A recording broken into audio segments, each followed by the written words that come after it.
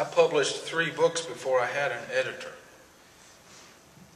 Then came along the 4th book, and then came along into my world, Michael Collier.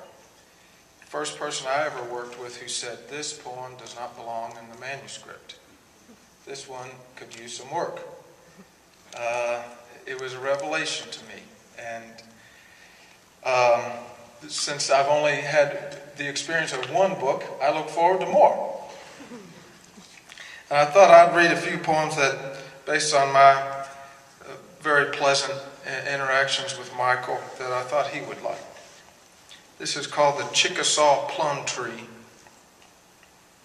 So, you're the one who drives the wild bees wilder. With what, I'd like to know, your hairy blossoms, too much smell good smell? You tree, you've heart-struck me. See? That's a short one.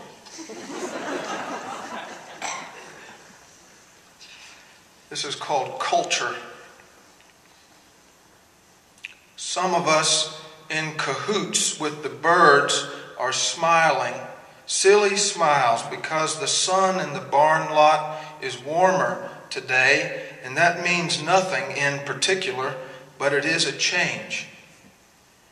Someone, my neighbor's neighbor over the hill, shears sheep and helps with lambing. Beech Fork, the river, is named for a tree, and in a way that's a symbol and also an idea. We have a grove, we have a stand. We call it love when we fall in love. We like to be quiet and have our thoughts.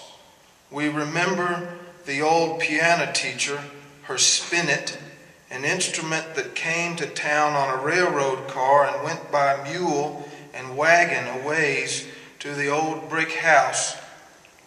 We talk, we graft the apple branch and wait another season for the fruit. We have a church house here. It's one big room. We have a hummingbird with the silver, shiny, greenish throat. Theology. In the low woods, in the old dream of the old hard land's dream of its own darkness turning darker, and so returned to the first dark in its first time, the past, not past. I am not now by being here, nor will I be, but then.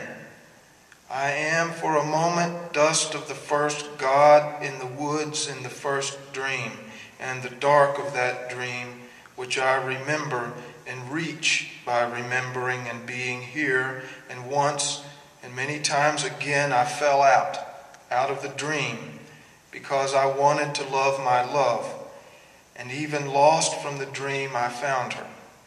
For she was in the holy dream, and loving her means I will die, which is sad, though love is worth the fix.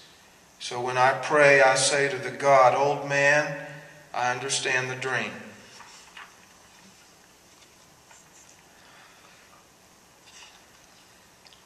Something to say about possums. My father says they ate them stuffed with persimmons and crab apples back in the Big Depression in the southern mountains.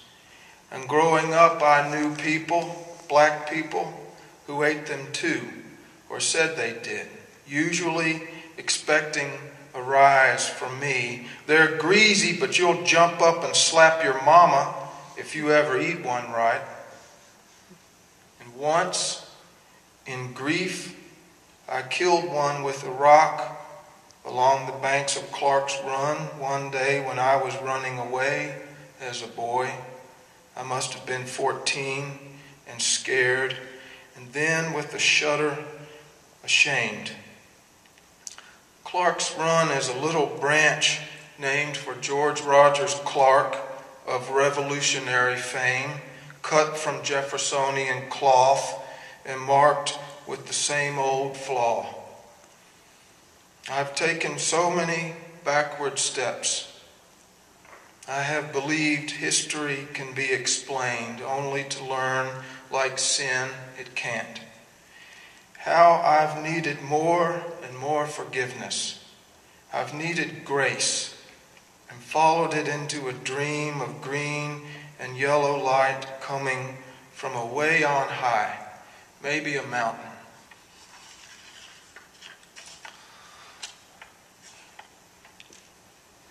Slow class, 6th grade. John Cox was round and thick and 1 or 2 heads taller than the rest of us. He wore big shoes, black and heavy, that made him taller still. He said, "Boys, they're certified roach killers." We had to sweep the room after class, and John would strum the broom and sing a ballad, heart sick, tapping his foot on the seat of a desk. He was in love with a pale girl and paired himself with her on the days when we shoved the desks aside and schooled the room in rounds and square dance calls. The floor was tiled in green and white. The radiators hissed in winter. Another boy named John was raised in the blur of country music. He smoked already, and so did Rabbit Rogers, who later went to jail for stealing. We were something of a band. We'd open the windows in winter and howl and beat the erasers into clouds and clang the metal dustpan like a gong. And that Thanksgiving, I wrote a poem. In 1620 at Plymouth Rock, some Englishmen put their boat to dock. The only lines I've ever remembered in the same old meter I use now. And now I remember Rabbit's eye, the left one, and how the pupil dripped into the gray iris, a tear. To us, the imperfection was a marvel better than a cast, more glorious than a scar, although for Rabbit Rogers, who merely shrugged, it was a detriment he was tired of. The drop, he said, made him look done. Thanks.